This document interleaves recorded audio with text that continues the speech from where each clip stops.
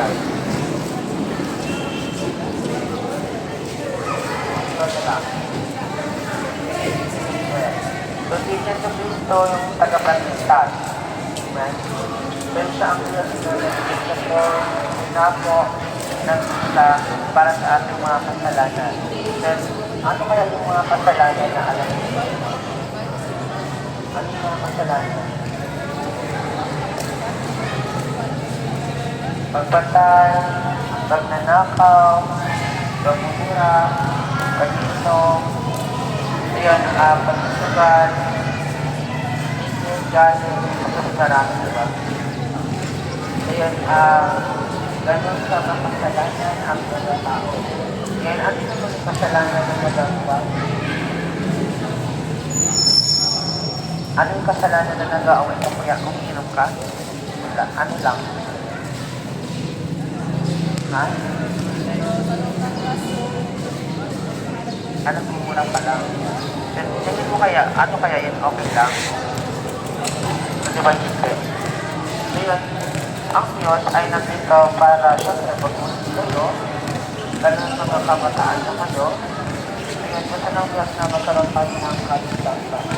Bakit pa kailangan natin ng kaligtasan?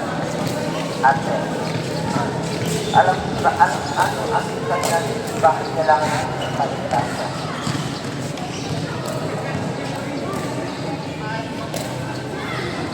Para maligtas.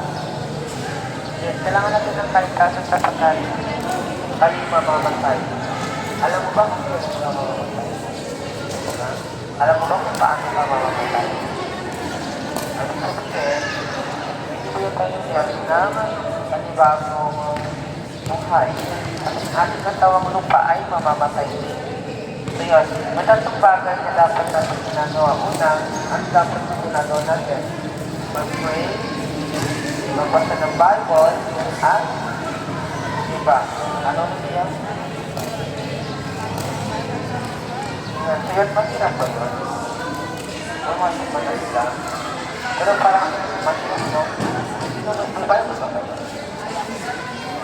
Then kailangan natin ng Bible.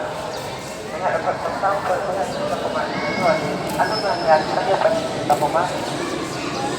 Namagusto. Pero sa ating spiritual na buhay,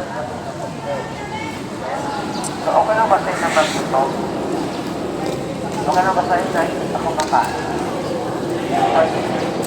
Kailangan natin na kumain. Araw-araw para tayo mamusog. O kailangan natin mamusog ng Biblia nang sa ganun tayo mamusog. So yan, first time na namin ito NIS na maraming pag-inumayan. Pagbalik namin ito, ayun, marami ito. So yan, ano yung nag-ako-share? Ha? So yan, pagpapay ang impyerno. Ganda, mainit, mabaho, at bawal ka ng pahirapan. So yun, gusto ko na, sa langit. Pag sabi mo gusto mo sa langit, ikaw ay magbabago na. Diba? Magbabago ka na. Magbabago ka na. Buhay. So yun, bakit kailangan sa natin magbago? May bago naman yung dam, may bago naman tayo makuha, may bago ka naman down mo, bakit kailangan ng magbago?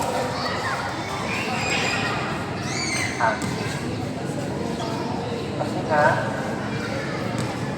ang buhay natin ay luma. Kasi luma ang ating buhay. Bagay natin sila sa Diyos. Nakikilala nyo ba sa Diyos? So yun, may apat na bagay para matanggap natin yung kaligtasan. Una, maniwala ka na ang ay itong namatay pa sa'yo, pinili mo. Pangalawa, confess, ang yung mga kasalanan na ang sa Diyos para managing ay makasalanan nga. Pangatlo,